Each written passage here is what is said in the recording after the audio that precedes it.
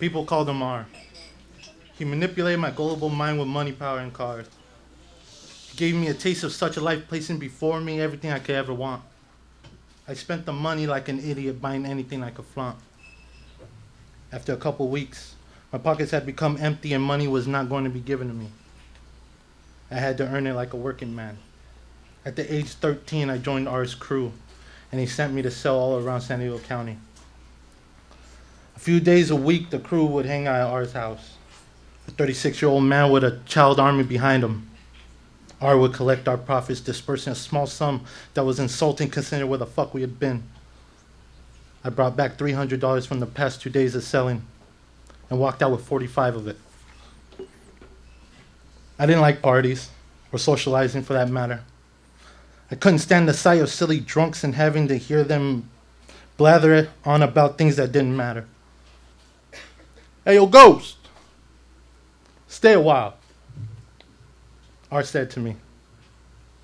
Here, they'll show you a good time. He sent over 2 half-naked women that he and his friends had just tainted their bodies with their sweat, semen, and spit. They grabbed me by the arms, walking me back and placed me down on a love seat where the 3 of us couldn't fit. They reeked of the men before me as they hugged up on me with their eyes barely open and strung out on drugs. I was stuck between 2 slumbering females. One was sitting on my lap facing me, sucking on my neck and giving me hugs. The other girl's whole hand engulfed by the girl on my lap's vagina, while she glided my hand against hers, leaving a snail trail up my arm from what felt more like a soaked rug. Their moans were obnoxious. My hand covered in juices unknown to me. Never thinking that my first sexual experience would have been like this. For a 13-year-old, it wasn't first on my priority list. It was hard to tell how old I really was. Because at 13, I was already 6 feet tall and already had a light brown mustache that I was very proud of. It didn't feel right. An intimate moment that I wanted to preserve for the person was being given to someone I didn't love. The weed smoke filled the room. The contact was so strong that I felt weak. Even if I wanted to stop this from happening, I was barely able to move, and it had become hard to speak. An hour quickly passed. I remember feeling someone kicking my foot and shaking me really fast. Get up, R said. We have to pick some shit up at D's. We walked down the slippery street, the stars staring down at us and the streetlight's reflection under our feet. Loud thunderous claps began to sound. My body froze up as R reached for his gun. He got off 3 shots that deafened my ears before that one bullet met his face and put him to the ground. I stood frozen in the middle of that street. I was deaf in both ears, but I could still hear the bullets whistling by me. Flash after flash appeared in front of me. Every shot ricocheting off the ground as I fell and rolled from side to side like I had caught fire. I got behind the car, placed my back to the rear bumper, and the car slowly started sinking and tilting to the side from the gunshots flattening the tires. I reached for R's right hand, unwrapping the stiffened fingers from around the gun handle. I sat there crying, thinking it was the end for me. I saw a framed picture of myself sitting across from my family, surrounded by lit candles. My grip on the gun became stronger. My index finger rested on the trigger, nervously waiting. I came out from cover and I began to fire towards the flashes, emptying the clip with every shot, walking me back and releasing empty bullet casings. There was 8 of us, and now there was only 5. We managed to get away, but I still could not understand how I was still alive. R, P, and J all fought back and hid, and neither one of them survived. I was standing in the middle of the fucking street. A bullet should have found me, but they all flew past me, knocking the 3 of them off their feet. How many lives did I take with that gun? I shot 18 rounds, so I know at least one. I cleaned R's guns of all my prints and threw it down the storm drain.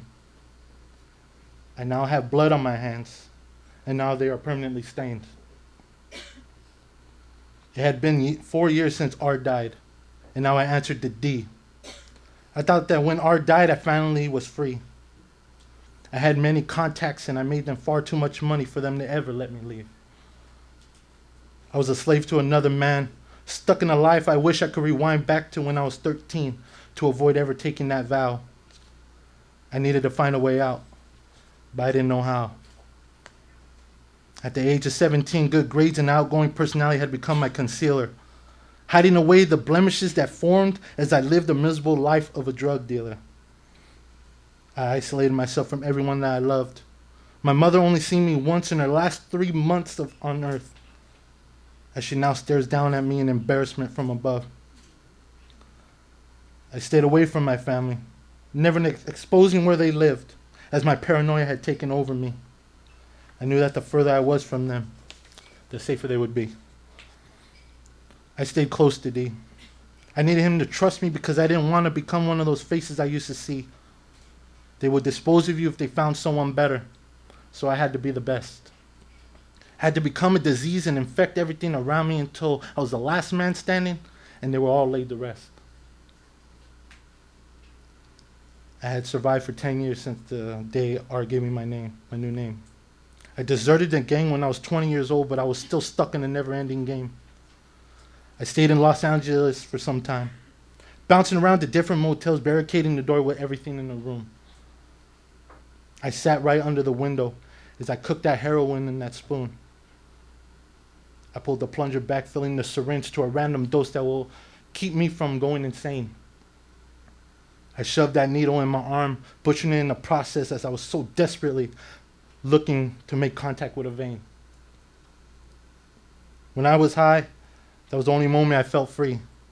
My paranoia left me, along with all the guilt and the pain. A few days had passed. I had ran out of heroin, and all I had was a very thin line of coke that didn't hold off for very long. My body was shaking and dripping sweat. My insides felt like they were on fire, but there was nothing to relieve it because my whole stash was gone.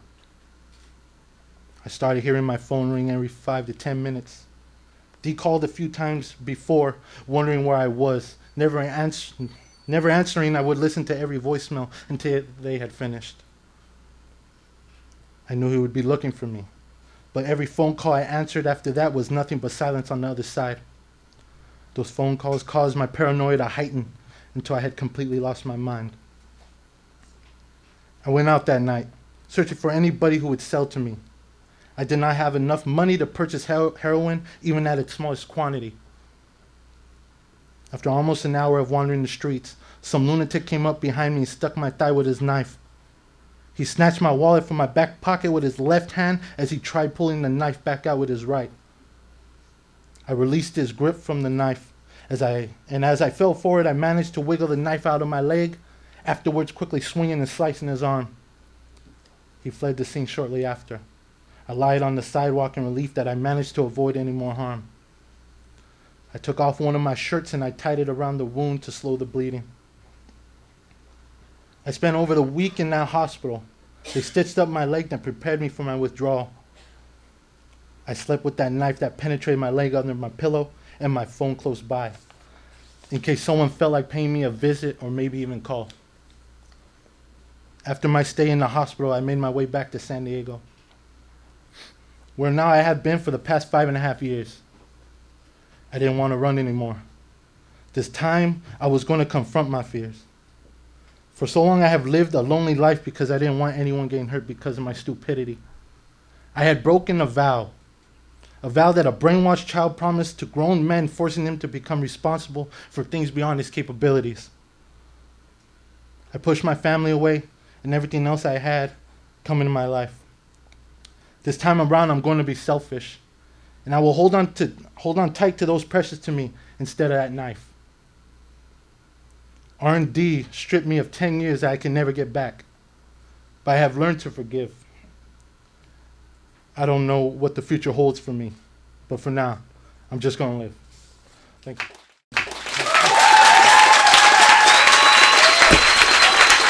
Give it up for Stephen Lopez.